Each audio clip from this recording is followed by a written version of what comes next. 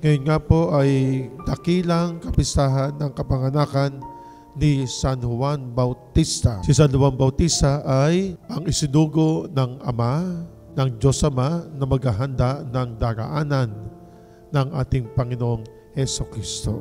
Ano po ba ang ibig sabihin ng Juan? Pangalang Juan, mapagpala ang Diyos. Mabiyaya ang Diyos.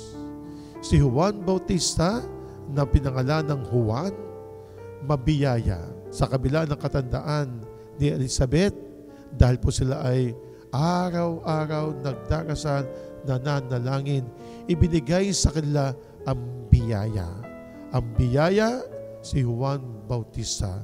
Sa pagdiriwang po natin ng kapistang ito ni Juan Bautista, tayo po ay lagi pong magbabanggit ng biyaya sa ating Panginoon Diyos. Anong biyaya po ang ating pabanggitin sa Kanya?